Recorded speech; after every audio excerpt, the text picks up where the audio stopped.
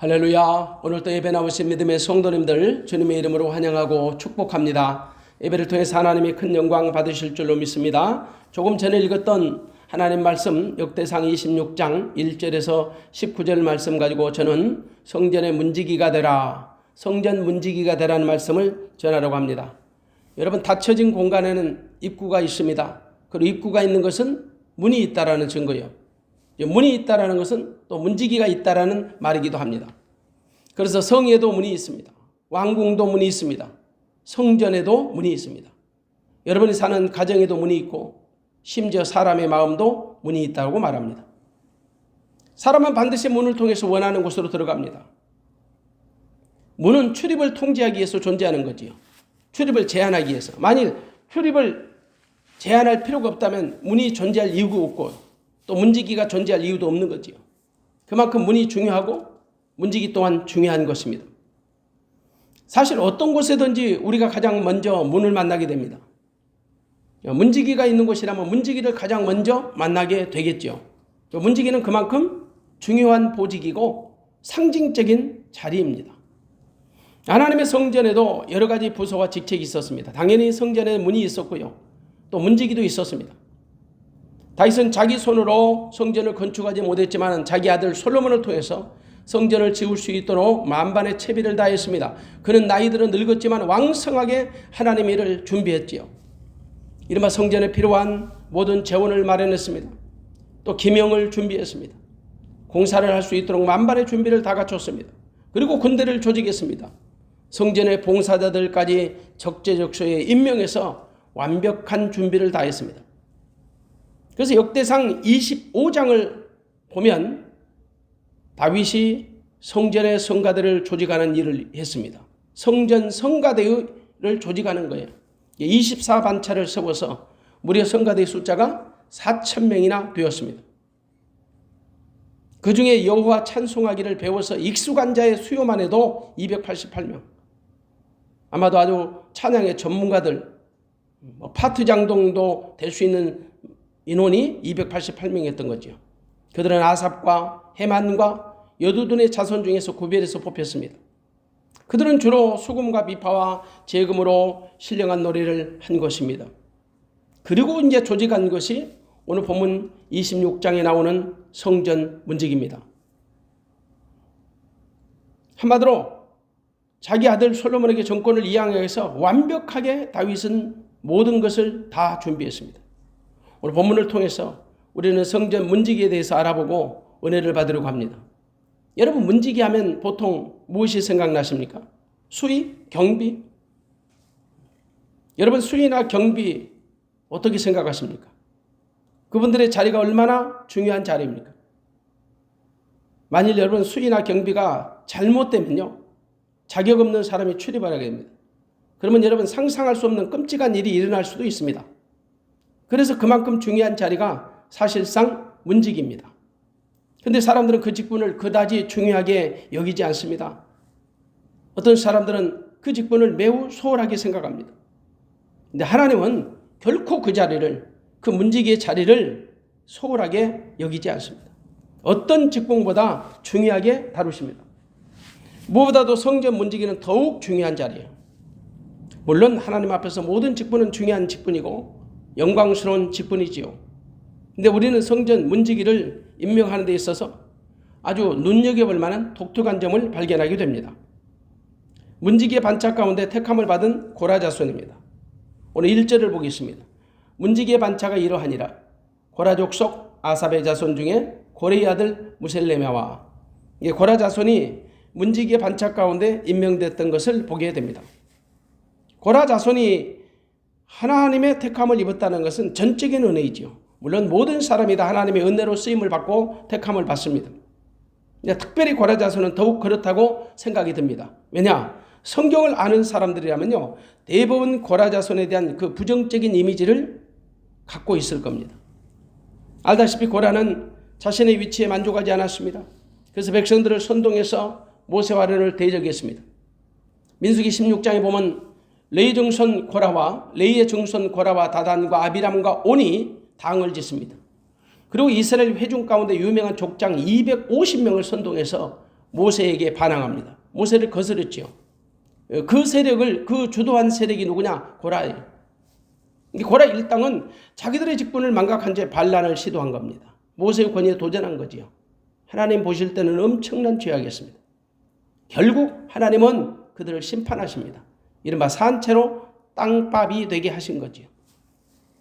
그래서 민수기서 16장 32절에 보면 땅이 그 입을 엽니다. 그래서 그들과 그 가족과 고라에게 속한 모든 사람과 그 물건을 삼켜버립니다. 그들과 그 모든 소속이 산채로 음부에 빠지면서 땅이 그 위에 딱 합쳐버린 거예요. 그들이 총에 주에서 망하게 되었다고 말씀합니다. 어쩌면 이들의 자손은 하나님으로부터 저주를 받은 거지요. 고라라는 이름의 뜻은 대머리라는 뜻이에요. 대머리는 경멸히 여기는 겁니다. 한마디로 하나님을 도전하면 긍휼 없는 심판이 따른다는 거죠. 그럼에도 불구하고 하나님은 그들에게 회복의 기회를 마련해 주셨습니다. 바로 이 하나님이 진노 중에 긍휼을 잊지 아니하시는 하나님입니다. 이른바 고라의 아들들 가운데 남은 자를 택하신 거예요. 민수기서 26장 11절에 보면 민수기 26장 11절에 보면요. 고라의 무리에 들어가 모세와 아론을 거스려 여호와를 패여갈 때에 땅이 그 입을 열어서 그 무리와 고라를 삼킴에 그들이 죽었지만 고라의 아들들은 죽지 아니하였다. 그렇게 말씀합니다. 고라의 아들들은 죽이지 않았어요. 아마도 그 고라의 아들들이 아버지의 악행에 직접적으로 가담하지 않았기 때문일 겁니다. 성경은 분명히 말씀하시죠.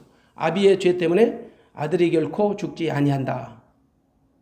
하지만 그보다 더 중요한 하나님의 뜻이 있다고 생각합니다. 하나님이 구루터기를 남겨놓으신 거예요. 하나님은 남은 자를 통해서 새로운 역사를 써나가시는 분이시죠. 결국 하나님의 의도와 같이 고라 자손들은 조상들의 점처를 밟지 않고 오히려 하나님을 적극적으로 사랑해서요. 하나님의 진노의 끈을 끊어버리고 축복의 주인공이 되었던 겁니다. 때문에 의인은 믿음으로 사는 거예요. 믿음은 자기 하기 나름이에요. 하나님은 다윗을 통해 고라 자손을 성전의 문지기로 임명하신 겁니다. 그 문지기의 자리가 보통 자리가 아니에요. 고라 자손의 완전한 회복을 볼 수 있는 대목입니다. 하나님은요, 과거를 묻지 아니하시고 현재의 나를 원하시는 거예요. 과거에 지었던 죄로부터 우리가 회개하여 뜻을 돌이켜 하나님께 돌아오면 하나님은 지금의 나를 쓰신다 이 말입니다. 그리고 또 문지기 가운데 또 특이한 사람들이 나옵니다. 이른바 오벳 에돔의 아들들입니다. 다윗은 오벳 에돔의 아들들을 문지기로 임명했습니다. 오벳 에돔의 아들들이 문지기로 임명된 것도 눈여겨볼 만한 대목이지요. 왜냐? 이스라엘이 한때 부주의해가지고 하나님의 법궤를 블레셋에 빼앗겨버렸습니다. 그 빼앗긴 법궤는 블레셋 지역으로 계속 순회하면서 엄청난 그들에게 충격을 주었습니다. 그래서 법궤가 하나님의 은혜로 말미암아 이스라엘 땅으로 귀환하게 되죠. 근데 그 법궤가 다시 기럇 여아림 사람들의 산에 의해서 산에 사는 그 사람들에 의해서 아비나답의 집으로 안치가 됩니다. 무려 법궤가 20년 동안 방치된 것입니다. 아무도 법궤에 대해서 관심 갖지 않았고요. 법궤를 찾으려는 생각도 안 했습니다. 그런데 다윗이 왕이 된 다음에 법궤를 자기 성으로 옮기려고 했습니다. 결국 법궤를 운반하던 중에 엄청난 사고를 당하게 되죠. 그 달구지 같은 곳에 새 수레를 통해서 법궤를 이동하다가 그 타작마당에서 법궤가 흔들리게 되고 결국 흔들리는 법궤를 떨어뜨림을 방지하기 위해서 우사가 잡았는데 결국은 즉사하는 일이 생긴 거예요. 결국 겁을 먹었던 사람은 다윗이었습니다. 법궤를 자기 성으로 도저히 메울 수 없는 거예요. 무서워서. 그래서 오베데돔이라는 사람의 집으로 임시로 거처를 마련합니다. 석 달 동안 말입니다. 그런데 여러분 그곳에서 아주 놀라운 일이 벌어진 거예요. 석 달 동안 오베데돔의 집에 있었던 법궤로 인해서 그 온 집에 복을 주셨다. 성경은 말씀합니다. 더욱 놀라운 것은 오벳에돔이란 이름의 뜻을 보세요. 오벳에돔의 뜻은 에돔의 종 혹은 에돔 신의 예배자라는 뜻이에요. 에돔 신을 섬기는 예배자. 이게 오벳에돔이에요. 그러니까 이것으로 볼 때 그가 하나님의 신앙을 가진 자는 최소한도 아니라는 거죠. 하나님의 신앙을 가진 사람이 어찌 그 이름의 뜻을 에돔 신의 예배자, 에돔 오베데돔이라고 부르겠습니까? 그런데 여러분, 그가 자기가 자원해서 벗개를 자기 집으로 모셔간 것도 아닙니다. 누군가의 부탁에 의해서 자기 집으로 억지로 모셔갔을 겁니다. 그도 역시 벗개에 대한 두려움이 왜 없었겠어요? 사람들이 모두가 다 즐거워하지 않는 두려워하던 그 벗개를 오베데돔은 자기 집으로 모셔드린 거예요. 다른 사람들은 두려워서 엄두를 내지 못했지만은 오베데돔은 겁내지 않고 자기 집으로 벗개를 모셔와서 3달 동안 보관했습니다. 그런데 하나님이 그곳에 복을 내리신 거예요. 하나님은 그의 선행을 잊지 않으셨던 겁니다. 마치 예수님이 십자가를 억지로 지고 갔던 구레네 시몬처럼 말이죠. 우리 주님이 십자가를 지고 골고다를 오르실 때 지쳤습니다. 그래서 마지못해 예수님이 그 십자가를 끌다시피 하고 지친 몸을 이끌면서 올라가십니다. 누군가는 예수님의 십자가를 대신 져주는 사람이 필요했습니다. 아무도 예수님의 십자가를 대신하여 지지 않았습니다. 그런데 마침 구레네 시몬이라는 사람이 구경하다가, 시골에서 올라와서 구경하다가 억지로 주님의 십자가를 지게 되었습니다. 자기 의지와는 전혀 상관없이 말입니다. 그런데 여러분, 그런 그 시몬의 헌신을 주님은 기억하셨던 거예요. 로마서 16장 13절에 보면 그의 아내와 그 아들 루포가 바울의 큰 동역자가 되고 바울이 기억하는 인물이 됩니다. 이처럼 우리 주님은 억지로 기억한 그 구레네 시몬의 그 십자가의 선행까지도 잊지 아니하신다는 겁니다. 절대 주님의 일에는 공짜가 없어요. 하나님은 결코 우리의 작은 선행도 잊지 아니하시거든요. 눈 밝으신 하나님은 우리의 작은 선행이라도 절대 기억하셔서 가장 좋은 것으로 보상해 주십니다. 오베데돔의 작은 선행도 잊지 아니하시고 그의 후손들에게 복을 주신 하나님이세요. 여기서 우리가 깨달을 수 있는 아주 중요한 교훈이 있지요. 하나님은 우리의 어떤 죄악이라도 회개하여 돌이키면 상상할 수 없는 능력으로 회복해 주신다는 겁니다. 누구처럼? 고라의 자손들처럼. 또한 비록 작은 선행이라도 있지 아니하고 끝까지 믿고 기억해 주신다는 겁니다. 이른바 소자에게 냉수 한 그릇을 대접하는 것을 기억하시는 하나님이십니다. 그러므로 오늘 오베데돔의 그 자녀들에게, 자손들에게 하나님이 귀한 사명을 맡겨주신 겁니다. 때문에 우리는 작은 실수로 인해서 절대 기죽을 필요가 없습니다. 또한 비록 작은 선행이라도 잊지 아니하시고 기억해 주시는 하나님의 은혜에 감사하는 성도가 되어지시기를 주님의 이름으로 축복합니다. 다윗은 성전의 문지기의 반장을 93명이나 임명했습니다. 반장, 그리고 각 문을 따라 지키는 문지기를 제비 뽑아서 세웠습니다. 동문에는 셀레마, 북문에는 스가랴, 남문에는 오베데돔, 서문에는 숫빔과 호사가 뽑혔습니다. 문지기를 맡은 사람이 무려 4,000명이나 되었습니다. 그러므로 한 문에, 동서남북 한 문에 약 한 1,000명이나 되는 문지기들이 있었다고 추정이 됩니다. 물론 성전이 완성되기 전 이른바 회막문의 성전을 지키는 사람들은 한 200여 명, 212명이 있었습니다. 역대상 9장 22절에 보면, 하지만 성전 시대는 문지기 수가 더 크게 확대된 것을 볼 수 있습니다.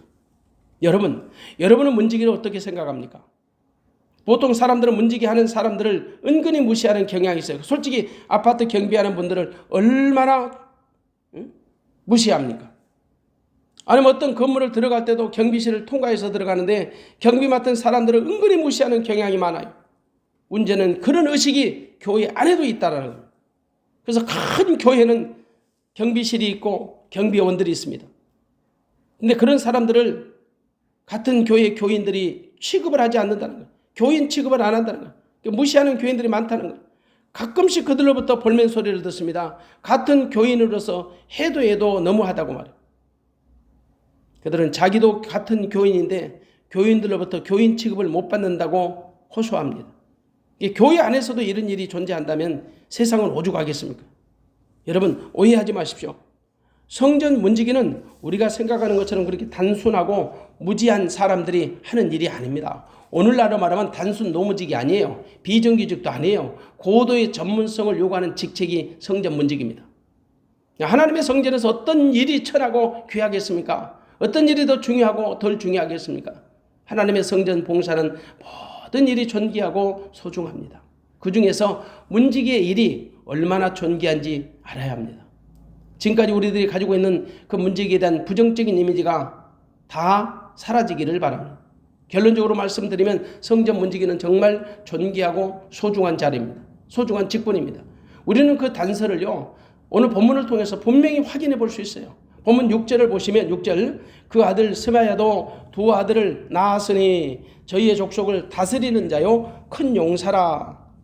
오베데돔의 아들들 가운데 이제 성전 문지기가 세워지는데요, 그들은 저희 족속을 다스리는 자고 큰 용사라 그랬습니다. 다스리는 자는 탁월한 행정가란 뜻이에요. 그러면서도 큰 용사다. 싸움을 잘하는 용사다. 또한 문지기는 어떤 사람입니까? 7절 보시면 스마야의 아들들은 오드니와 르바엘과 오벳과 엘사밧이며 엘사밧의 형제 엘리후와 또 스마가는 능력이 있는 자니. 7절에 보니까 능력이 있다. 또 9절에도 보면 또 무셀레마의 아들과 형제 18일은 능력이 있는 자며, 능력이 있는 사람이 문지기가 되는 거예요. 또 오늘 8절에 보면 8절, 이는 다 오베데돔의 자손이라 저희와 그 아들들과 그 형제들은 다 능력이 있어 그 직무를 잘하는 자니. 직무를 잘하는 사람, 행정 능력이 탁월한 사람. 또 14절에 보면 14절, 셀레마는 동방에 당첨되었고 그 아들 스가랴는 명철한 의사라. 저를 위하여 제비 뽑으니 북방에 당첨되었고 명철한 의사다. 여기서 의사라는 말은 지혜로운 충고자, 탁월한 모사라는 말입니다. 카운셀러. 이것으로 볼 때 하나님의 성전의 문지기는 고도의 전문성, 또 사명감이 있어야 감당할 수 있는 직분이에요. 왜냐하면 성전 문지기는 성전을 세속적인 것로부터 지켜낼 수 있는 전문성을 가져야 하기 때문이에요. 다윗 왕이 배정한 4,000명의 문지기들은요, 93명의 반장들에 의해서 지도를 받고 그 반장들은 다시 24명의 반차를 쫓아 두목들로부터 지휘를 받는 체계였어요. 그만큼 요직이었다는 거죠. 아무나 하나님의 성전 문지기가 될 수 없어요.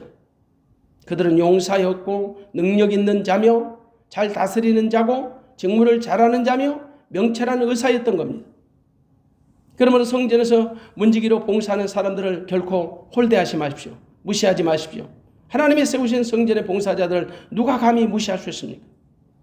오늘 우리는 이 시간 여호와 성전의 문지기 신앙이 얼마나 소중하고 존귀한지를 다시 한번 확인해 보려고 합니다. 오죽하면 고라 자손은 시편 84편 10절에서 우리가 잘 아는 시편 84편 10절에 악인의 장막의 거함보다 내 하나님 문지기로 있는 것이 좋사오니. 악인의 장막, 이 세상에서 화려한 직분자보다 내 하나님의 성전의 문지기로 있는 것이 훨씬 더 좋다라는 거예요. 우리도 또한 하나님의 성전에 문지기라도 있는 것이 좋사오니, 이런 신앙, 이런 믿음을 갖는 직분자들이 돼야 하고 이런 성도가 돼야 할 줄로 믿습니다. 그렇다면 여러분, 성전의 문지기는 과연 어떤 자리일까? 거룩한 영성이 요구되는 자리예요. 거룩한 영성. 성전 문지기는 세상 말로 건물의 입구만 지키는 사람이 아닙니다. 단순한 수위가 아니에요. 그렇게 하찮은 자리가 아니란 뜻입니다. 어느 자리보다 영적으로 민감한 예민한 자리입니다. 영적 분별력이 없으면 있을 수 없는 자리. 성전은 아무나 들어오는 곳이 아니에요. 그런 거룩한 성전을 들어가려면 반드시 입구에서 문지기의 심사를 거쳐야 합니다. 성전의 문지기는 성전으로 들어갈 사람들의 1차 심사대와 같은 것입니다. 여기서 잘 걸러져야 해요. 그렇지 않으면 큰일 나요. 그러므로 문지기는 어떤 사람이 성전으로 들어갈 사람인지를 알아야 합니다. 만일 문지기가 그런 것을 감지하지 못하면 성전의 거룩함은 무너지고 말 것입니다. 성전 문지기는 하나님과 세속을 분리하는 중대한 자리이고 직분입니다. 만일 할례받지 못한 이방인이나 죄를 범하고 회개치 않은 사람이 들어가면 성전의 거룩함은 짓밟히고 말 것입니다. 이처럼 들어가서는 안 될 사람을 들여보내거나 또 들어가야 할 사람을 거절시키게 되면 심각한 문제가 발생될 수 있는 것입니다. 무엇보다도 성전 제사가 방해를 받습니다. 결국 하나님의 영광을 가리우게 되는 것입니다. 그만큼 문지기는 영적 분별력이 요구되는 자리라는 말이에요.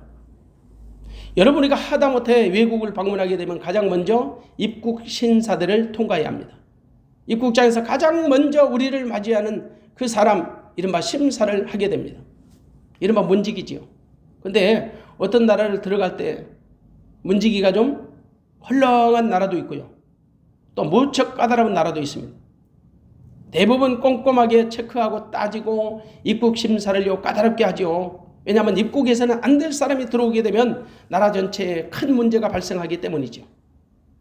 그래서 나라도 마찬가지고 중요한 관공서도 마찬가지고 회사도 마찬가지고. 그런데 하나님의 성전은 오죽하겠습니까? 이 사람이 성전에 들어갈 수 있는 사람인지 아닌지를 문지기가 심사하는 겁니다. 그래야 하나님께 드리는 제사가 방해를 받을 수 없어요. 방해받지 않는다는 말이에요.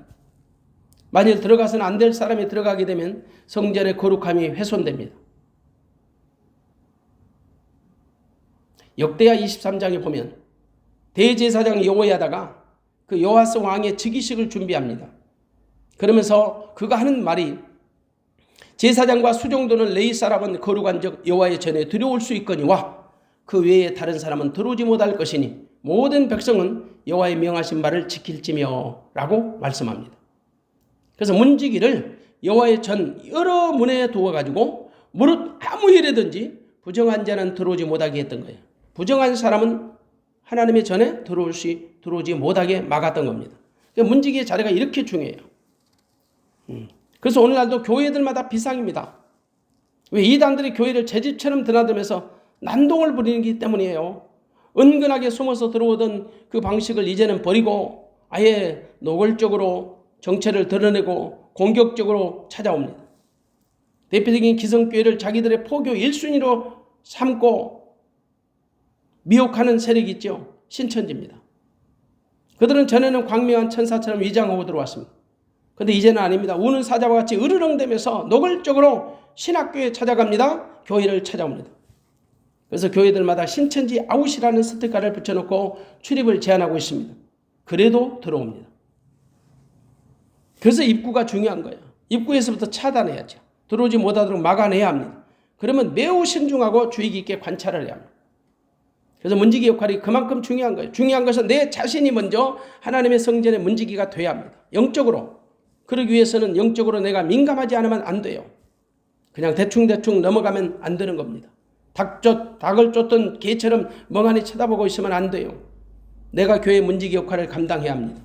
그런데 문지기도 알아야 문지기 합니다. 자기도 모르는데 무슨 이단을 분별해낼 수 있습니까? 자기도 무방비 상태인데 무슨 이단을 막아낼 수 있겠습니까? 그래서 문지기 신앙은 아무나 가질 수 있는 신앙이 아니라고 제가 말씀드리는 거예요. 문지기는 가장 일선에서 싸우는 전투병과입니다. 문지기가 무너지면 전체가 다 위험해져요. 성을 지키는 문지기가 무너지면 성은 완전히 장악됩니다. 성전도 마찬가지.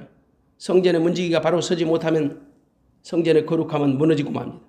그만큼 문지기가 중요합니다. 그래서 문지기는 족보가 중요했습니다. 아무나 문지기를 할 수 있는 것이 아니라는 뜻이에요. 거룩한 영적 족보를 가진 자가 문지기를 할 수 있는 것입니다. 바벨론 포로에서 귀환한 자들의 족보 중에 문지기의 족보가 여러 군데 성경은 기록되어 있습니다. 역대상 9장 17절에서 27절에 보면요. 포로 귀환한 이후에 문지기가 212명이 나와요. 또 에스라서 2장 42절에 보면 1차 귀환한 후 1차 귀환했던 이스라엘이 수룹바벨이 성전 재건할 때 문지기가 139명이 나옵니다. 느헤미야 11장 19절에 보면 예루살렘 성벽을 재건할 때 문지기 수가 172명이 나옵니다. 그들의 명단과 숫자가 계보대로 기록되어 있습니다. 한마디로 문지기는 족보가 시원치 않으면 할 수 없는 자리라는 말이에요. 문지기는 고라와 무라리 자손으로 이루어져 있었습니다. 그리고 이 가운데 반장으로 활약한 사람은 무셀레마계의 18명, 오베데돔계의 62명, 호사계의 13명, 총 93명으로 되어 있습니다. 다윗 왕이 성전 예배를 준비하기 위해서 소집한 문지기 수는 4,000명이었습니다. 역대상 23장 5절에 보면. 문지기를 통해서 우리가 받을 수 있는 교훈은 어떤 거지요? 영적으로 민감하지 못하면 문지기를 할 수 없다는 겁니다. 무엇보다도 성전은 하나님의 임재와 하나님의 영광이 머무는 곳입니다.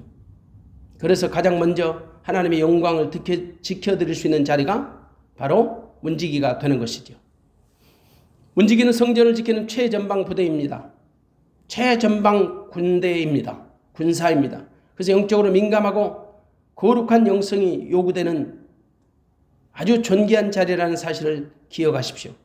영적으로 민감하지 못하면 감당하기 어려운 자리인 것을 감안할 때 우리 또한 영적인 자부심을 가지고 거룩한 하나님의 성전의 문지기 역할을 충실하게 감당하는 주인공들이 되어야 할 줄로 믿습니다. 또한 여러분, 성전 문지기는 성숙한 인격이 요구되는 자리예요. 성숙한 인격. 문지기는 정말 중요한 자리예요. 아무리 강조해도 지나치지 않습니다. 문지기는 방문하는 곳의 얼굴입니다. 동시에 전체적인 이미지가 되는 거지요. 문지기는 그런 책임감을 가져야 합니다. 항상 자기 마음을 잘 다스리고 자기 얼굴에 책임을 질 줄 알아야 합니다. 아무리 개인적으로 좋지 않은 일이 있어도 자기 감정을 드러내면 안 돼요. 만일 문지기가 집에서 부부싸움을 하고서 기분이 나쁘다고 출입하는 모든 사람에게 인상을 쓰고 툴툴거리면서 근무한다면 어떻겠습니까? 문지기는 자기 자신을 누구보다 잘 관리하고 다스리는 사람이어야 합니다. 자기 감정을 잘 컨트롤할 수 있어야 합니다. 아무리 분노할 만한 일이 있을지라도 분노를 드러내면 안 됩니다. 아무리 기분 언짢은 일이 있을지라도 자기 기분을 상대에게 들키면 안 됩니다. 문지기는 자기 자신의 기분이나 감정을 정말 잘 다스릴 줄 알아야 합니다. 방문하는 사람의 모든 기분이 문지기를 통해서 좋아질 수도 있고요, 나빠질 수도 있습니다. 그래서 문지기는 항상 자기 관리에 신경을 써야 합니다. 자기를 통제하지 못한 사람이 절대 문지기하면 안 돼요. 문지기가 방문한 곳의 얼굴이기 때문이죠. 교회도 그렇습니다. 문지기는 안내자입니다.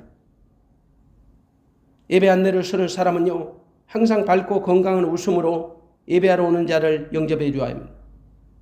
개인적으로 기분 나쁜 사람이 있다고 얼굴을 찡그리거나 불쾌한 인상을 주면 안 되죠. 그만큼 문지기는 성숙한 인격이 요구되는 자리라는 말입니다. 인격이 성숙한 자가 문지기가 되어야 합니다. 문지기는 모든 소리를 다 들을 수 있어야 합니다. 방문객이 말귀를 못 알아들어도 일방적으로 타이르고 훈계하는 것은 안 됩니다. 비록 예의가 바르지 못한 방문객이라도 흥분하거나 싸우는 것도 안 됩니다. 문지기는 최대한의 예의와 정성을 다해서 안내해야 합니다. 어떻게 해서든 좋은 이미지를 남겨주어야 합니다. 우리가 외국을 방문하면 처음 만나는 사람들을 통해 그 나라의 전체 인상을 받는 것과 마찬가지죠. 입국 심사하는 데서 그 맞이하는 심사관에 따라서 그 나라의 전체적인 이미지가 연상됩니다. 그 사람이나 사물이나 무엇이든지 첫인상이 중요한 거예요. 무슨 일이든지 처음 이미지에 따라서 결정이 되어지는 경향이 많잖아요. 처음 이미지가 무너지면 되게 좋지 않은 감정을 갖게 됩니다. 그리고 부정적인 편견을 갖게 되지요. 그런 부정적인 이미지는 부정적인 결과를 가져오게 됩니다. 지울 수 없는 상처와 앙금이 남기도 합니다. 그런 이미지를 개선시키려면 절대적인 노력이 필요합니다. 그 반전시킬 만한 엄청난 에너지가 소모됩니다. 그러므로 성전 문지기는 자신을 잘 돌보는 자리여야. 왜냐하면 성전을 출입하는 사람마다 분위기가 다를 수 있거든요. 어떤 사람은 기쁘고 즐거운 마음으로 성전을 출입할 수 있습니다. 근데 어떤 이는 마지못해서 억지로 끌려오는 것처럼 찾아올 수도 있습니다. 마치 오늘날 교회를 찾아오는 사람들의 모습과 흡사하다는 겁니다. 어떤 사람은 즐겁고 설레는 마음으로 교회를 찾아옵니다. 근데 어떤 사람은 마지못해 억지로 끌려오는 모습으로 교회를 찾아오기도 합니다. 입구에서 안내를 서보면요, 그 교인들의 인상을 금방 감지할 수 있어요. 때문에 문지기는 그런 모습을 통해서 자신을 반추해야 합니다. 지혜로운 문지기는 그런 사람들을 통해서 자신을 배우게 될 것입니다. 그러므로 문지기는 그만큼 성숙한 인격이 요구되는 자리라는 사실을 잊지 마시길 바랍니다. 마지막으로 문지기는 충성된 사명이 요구되는 자리입니다. 문지기는 충성된 사명이 요구되는 자리. 문지기는 어느 부서 어느 자리보다 더 큰 충성심이 요구됩니다. 솔직히 대부분의 사람들은 문지기를 좋아하지 않습니다. 그러나 세상은 그리할 줄 몰라도 하나님의 성전의 문지기는 다르지요. 얼마나 존귀하고 얼마나 중요한 자리입니까? 때로는 그 자리는 성전의 운명이 달려있다 해도 과언이 아닙니다. 그만큼 고도의 충성심과 사명감이 필요한 자리라는 뜻이에요. 그래서 한순간도 방심할 수 없습니다. 한순간도 긴장의 끈을 풀 수 없습니다.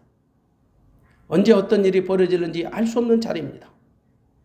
항상 깨어있는 자리가 성전 문지기지요.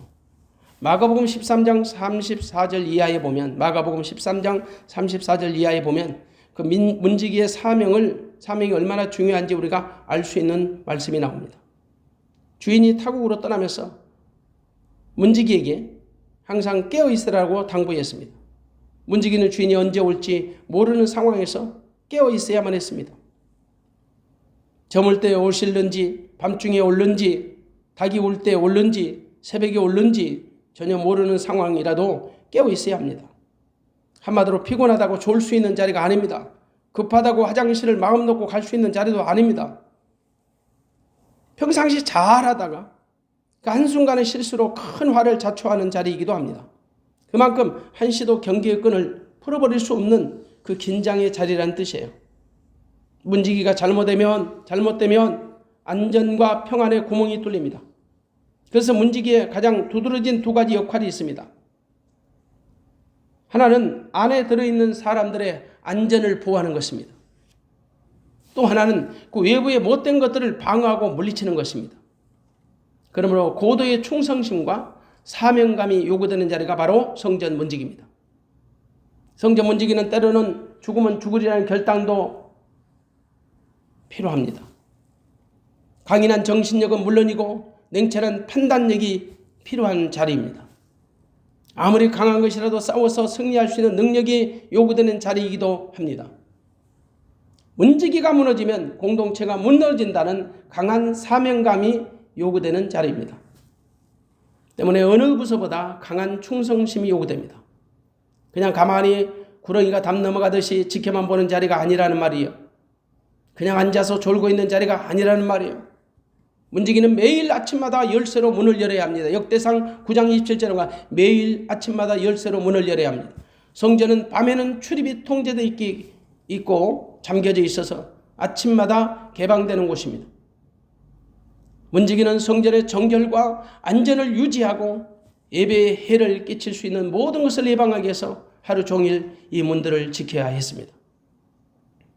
그리고 문지기는 문 주변을 청소하거나 문에 광택을 내는 일을 하기도 했습니다. 심지어 문지기의 두목은 성전의 모든 방과 곳간을 지키는 기묘한 자리였습니다. 그래서 정말 초긴장을 하지 않으면 안 되는 자리였죠. 특별히 안식일에 예루살렘에서 이루어지는 상거래 행위를 차단하기 위해서 성문을 지켰습니다. 느헤미야 13장 19절에 보니까 안식일 전 예루살렘 성문이 어두워갈 때에 내가 명하여 성문을 닫고 안식일이 지나기 전에는 열지 말라 하고 내 종자 두어 사람을 성문마다 세워서 안식일에 아무 짐도 들어오지 못하게 하매라고 말씀하고 있습니다. 이와 같이 느헤미야는 레위 사람들을 명하여 몸을 정결케 하고 와서 성문을 지켜서 안식일로 거룩하게 하라고 말씀하였던 것입니다. 그만큼 고도의 충성심이 요구되는 자리가 바로 성전 문지기입니다. 보십시오. 남북한 철책선을 지키는 남북한 경계병들의 긴장감이 얼마나 심하겠습니까? 그들은 상호간의 입구를 철통같이 지키는 초병들입니다. 마찬가지로 문지기는 초병이요 경계병이며 파수꾼입니다. 정말 극도의 긴장감이 요구되고요 고도의 충성심이 요구되는 자리예요. 누가 시키지 않더라도 죽느냐 사느냐의 생사의 기로에 달린 자리입니다. 그만큼 충성심이 필요한 자리라는 뜻이에요. 때문에 충성하는 것만큼 상급도 큰 자리입니다. 죽도록 충성하라 그리하면 생명의 면류관을 내게 주리라. 사랑하는 여러분, 우리 모두 하나님의 성전의 문지기가 되십시다. 그러므로 우리는 문지기 신앙을 가지십시다. 문지기 신앙은 항상 우리로 하여금 깨어 경성하게 해줄 것입니다. 문지기 신앙은 자신은 물론 다른 사람과 공동체 전체에 책임을 져주는 신앙입니다. 문지기 신앙은 비록 작은 일처럼 보일지라도 결코 작은 일이 아님을 깨닫게 해주는 신앙입니다. 문지기 신앙은 비록 단순하게 보일지라도 결코 단순하지 않는 일임을 알려주는 신앙입니다. 문지기 신앙은 비록 쉬운 일처럼 보일지라도 결코 쉽지 않은 일인 것을 보여주는 신앙입니다. 우리 모두 하나님의 성전의 문지기가 되십시다. 그리고 문지기 신앙을 소유해서 최종적으로 하나님께 영광을 돌리시기를 주의 이름으로 축복합니다. 문지기, 하나님의 성전의 문지기, 듣기만 해도 흥분되는 자리입니다. 그 직분입니다. 오죽하면 시편 기자가 하나님의 집에 문지기로 있는 것이 좋다고 고백할 수 있었겠습니까? 여러분도 그 고백이 나의 고백이 되고 우리 모두의 고백이 되기를 주님의 이름으로 축원합니다. 기도하겠습니다.